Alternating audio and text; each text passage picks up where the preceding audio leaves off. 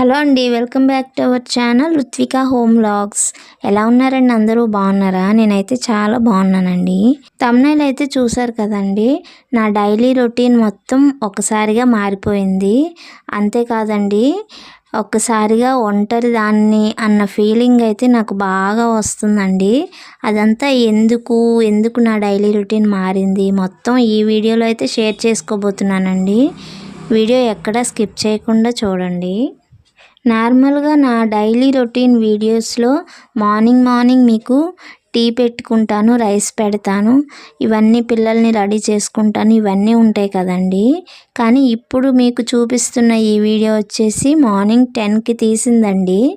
10 o'clockకి rice పెడుతున్నాను అనమాట. ఇక్కడ అది ఎందుకు అంటే, లాస్ట్ వీడియోస్లో మీకు చూపించాను, మా పాపకి అక్షరాభ్యాసం చేయించాము, స్కూల్లో కూడా జాయిన్ చేసాము అని చెప్పి లాస్ట్ వీడియోలో చెప్పాను కదండి. సో ఇంకా మా పాప కూడా స్కూల్కి వెళ్ళిపోతుంది అనమాట. తను ఆఫ్టర్నూన్ 12కి వస్తుంది, మా బాబు అయితే 5:30కి వస్తాడు ఈవినింగ్. ఇంకా అందుకని చెప్పి డైలీ రొటీన్ మొత్తం మారిపోయిందనమాట ఒక్కసారిగా. ఇంకా మార్నింగ్ లేవగానే ఇద్దరిని రెడీ చేయాలి. ఇద్దరితోని చాలా కష్టమవుతుంది అనమాట. మా పాప అయితే అస్సలు రెడీ అవ్వదు స్కూల్కి.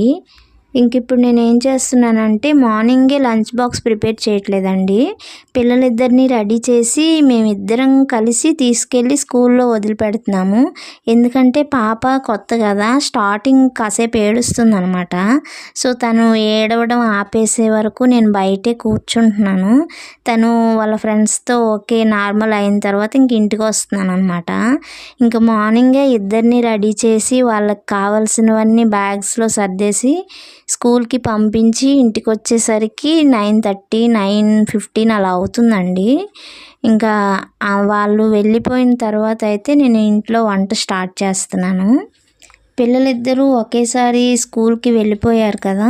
ఇంకా లంచ్ ప్రిపేర్ చేసేసి మా అబ్బాయికి బాక్స్ ఇచ్చేసి మధ్యాహ్నం 12కి పాపను తీసుకొస్తాను అనమాట. ఇప్పుడు నా డైలీ రొటీన్ వ్లాగ్ ఇలా మారిపోయింది. కానీ నా పాత వీడియోస్లో మీరు చూసినట్లయితే నేను ఏ పని చేసినా మా పాప అందులో ఉంటుందన్నమాట. ప్రతి దాంట్లో మధ్యలో వచ్చి అది కావాలి ఇది కావాలి అంటూ ఎప్పుడూ ఏదో ఒకటి అంటూ ఉంటుంది. నేను ఏ పని చేసుకున్నా మధ్యలోకి వస్తూ ఉండేది. కానీ ఇప్పుడు మా పాపని స్కూల్కి పంపించేసి నేను ఇంటికి వచ్చిన తర్వాత నాకు అసలు ఇంట్లో ఏ పని చేయాలని అనిపించలేదండి. ఏ పని చేద్దామన్నా తనే గుర్తొచ్చినట్లు అయిపోయింది. ఫస్ట్ డే తనకి స్కూల్కి పంపించిన రోజు అయితే నాకైతే ఏడిపే వచ్చేసిందండి. ఇంత త్వరగా తనకి ఇవన్నీ అవసరమా అనిపించింది. కానీ మళ్ళీ నాకు నేనే సర్ది చెప్పుకున్నాను అనమాట. ఎందుకంటే అవసరమే, ఇప్పుడు మనం స్కూల్లో వేయకపోతే తర్వాత తను అలవాటు పడదు అని అనిపించి నాకు నేనే నార్మల్ అయ్యాను అనమాట. కానీ తనని 12 వరకు చాలా మిస్ అవుతానండి. ఇంకా 12 అప్పుడు వెళ్ళి తీసుకొని వచ్చేస్తాను. ఈ 2-3 అవర్స్ బాగా గుర్తొచ్చేస్తుంది. స్టార్టింగ్ కదా, నిదానంగా అలవాటు అయ్యే కొద్దీ తగ్గుతుందేమో. ప్రస్తుతానికైతే ప్రతి పనిలో వచ్చేది కదా, ఇప్పుడైతే అలా రావట్లేదు. నేను ఒక్కదాన్నే సైలెంట్గా నా పని నేను చేసుకుంటున్నాను. ఇక్కడ ఒకవైపు రైస్ పెట్టేసి ఒకవైపు ఎగ్ ఫ్రై అయితే చేస్తున్నానండి. మా అబ్బాయికి బాక్స్ కట్టేసి పాపను తీసుకొని వచ్చేద్దాంలే అని చెప్పి ఫాస్ట్గా రెడీ చేస్తున్నాను. ఈ ఎగ్ ఫ్రై రెడీ అయ్యేలోపు రైస్ కూడా ఉడికిపోయిందండి. రైస్ కూడా ఒకవైపు ఉంచేసి బాక్స్ అయితే ప్రిపేర్ చేసేస్తున్నాను. ఇక్కడ వచ్చేసి నేను ఏం చెప్తున్నానంటే, పాపకి ఇలా ఫీల్ అయ్యాను కదా, మా బాబుకైతే ఇలా లేదండి. వాడు స్టార్టింగే ఏడవకుండా వెళ్ళిపోయేవాడు, వెళ్ళి చక్కగా ఆడుకునేవాడు, స్కూల్లో అందరిలో కలిసిపోయేవాడు. కానీ మా పాప అలా కాదండి, ఎవరిలోనూ కలవదు. సో దానివల్ల నాకు ఇంకా బెంగ వచ్చేసింది స్టార్టింగ్లో. ప్రస్తుతానికైతే మా పాప స్టార్టింగ్ ఒక 5 minutes ఏడుస్తుంది, ఆ తర్వాత నార్మల్ అయిపోతుందండి. కానీ ముందు ఎలా ఉంటుందో చూడాలి. ఇక్కడ వంట అయితే అయిపోయిందండి. ఇక్కడ మీకు చూపిస్తున్నాను కదా, ఇవి మినపొడియాలు అనమాట. బయట షాప్స్లో దొరుకుతాయి. మా వారికి ఇవి అంటే చాలా ఇష్టం, అందుకని చెప్పి తీసుకొచ్చారు. ఏదో ఒక రోజు వండాలి.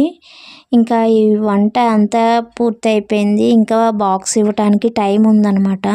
ఇంకా ఈ టైంలో బట్టలన్నీ మడత పెడుతున్నాను. చాలా బట్టలైతే ఉన్నాయండి. ఇవన్నీ సర్ది పెట్టుకోవాలి. పాప వచ్చిందంటే ఇంకా ఇవన్నీ నలిపేస్తుంది, అన్నీ తీసి కింద వేస్తుంది.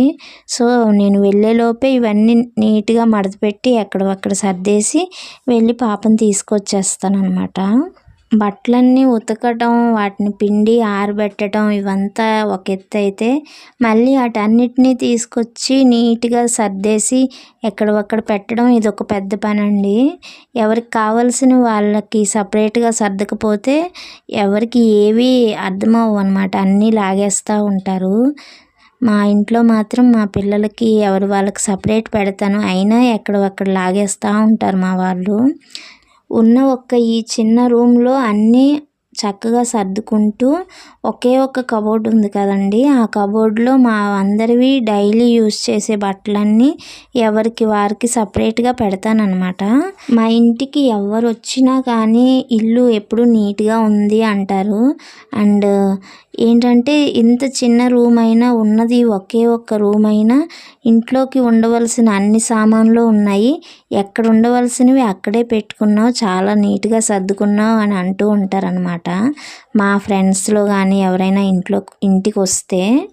ఇల్లు ఎప్పుడు నీట్గా ఉంచుకోవటం, బట్టలు సర్దుకోవటం, కిచెన్ని క్లీన్గా ఉంచుకోవడం అనేది ఒక్క రోజుతో అయ్యే పని కాదండి.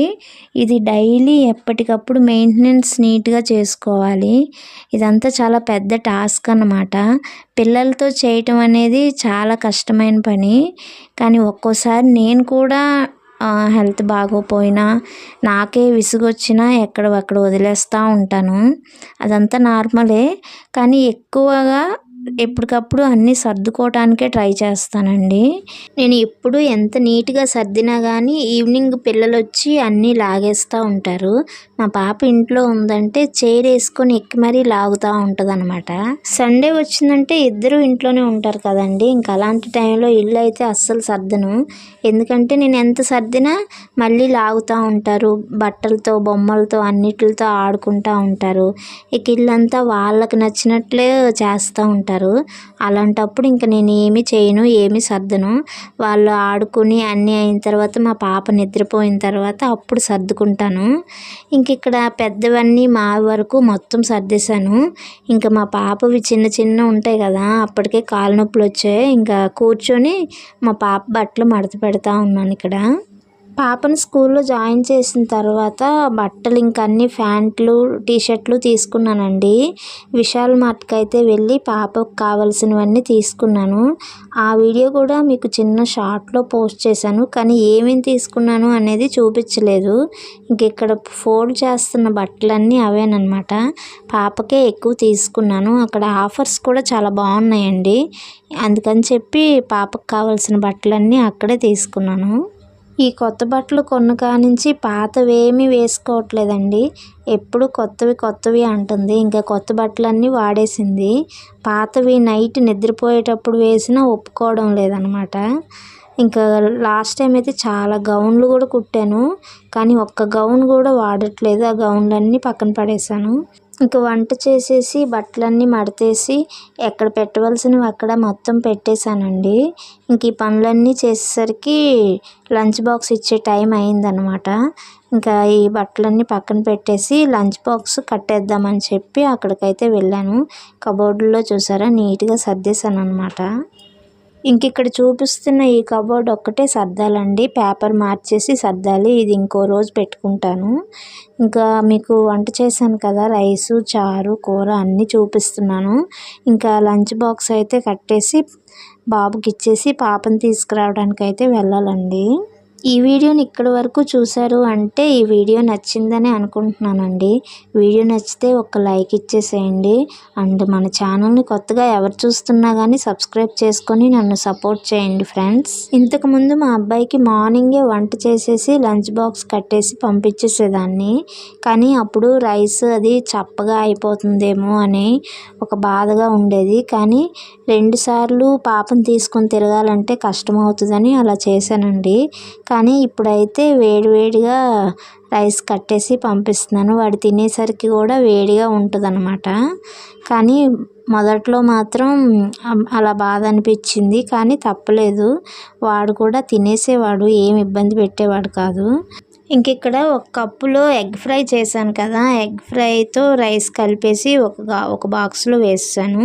ఇంకొక బాక్స్లో చారన్నం పెడతాను. ఈ మధ్య వాళ్ళ స్కూల్లో స్టీల్ బాక్సులు, స్టీల్ బాటిల్స్ మాత్రమే తెమ్మంటున్నారండి. ప్లాస్టిక్ వాడొద్దు అని చెప్తున్నారు. అందుకని చెప్పి ఈ స్టీల్ బాక్స్లో అయితే రైస్ వేసాను. 3 కప్పుల్లో రైస్ వేస్తే తినలేడు కదా, అందుకని ఒక కప్పులో కూరన్నం, ఒక కప్పులో చారన్నం, ఒక కప్పులో కారపు బూందీ వేస్తానండి. ఈ చారన్నం తినేటప్పుడు ఆ కారపు బూందీతో కలిపి తింటాడు, అందుకని చెప్పి అలా వేస్తాను. ఇక్కడ లంచ్ బాక్స్ తీసుకొని వెళ్ళేటప్పుడు ఫాస్ట్గానే వెళ్ళిపోతానండి. కానీ అటునుంచి వచ్చేటప్పుడు మా పాపతో చాలా స్లోగా రావాల్సి వస్తుంది. ఎందుకంటే మా పాప చాలా స్లోగా నడుస్తుంది. అది ఇది రోడ్డు మీద ఏరుతూ ఉంటుంది. లేదు ఎత్తుకుంటాను రావే అంటే అస్సలు వినదు. బ్యాగ్ వేసుకొని మరీ నడుస్తూ ఉంటుంది. దాన్ని చూసుకుంటూ రోడ్డు మీద వచ్చే వెహికల్స్ చూసుకుంటూ జాగ్రత్తగా ఇంటికి తీసుకురావాలి. ఎంత తక్కువైనా అరగంట అయినా పడుతుందండి స్కూల్ నుంచి ఇంటికి వచ్చేసరికి. ఇక్కడ బాక్స్ అయితే కట్టేశాను కదండి, ఇది తీసుకెళ్ళి స్కూల్లో అయితే ఇచ్చేసి వస్తాను. పాప వచ్చేది లాస్ట్లో చిన్న క్లిప్ యాడ్ చేస్తాను. స్కూల్కి వెళ్ళేటప్పుడు అయితే వీడియో తీయను. ఈ వీడియోని చివరి వరకు చూసినందుకు థ్యాంక్ యూ సో మచ్ అండి. ఇప్పటి వరకు నన్ను సపోర్ట్ చేస్తున్న అందరికీ థ్యాంక్ యూ సో మచ్. ఈ వీడియోని కొత్తగా ఎవరు చూస్తున్నా కానీ ఒక లైక్ చేసి సబ్స్క్రైబ్ చేసుకొని నన్ను సపోర్ట్ చేయండి ఫ్రెండ్స్, ప్లీజ్.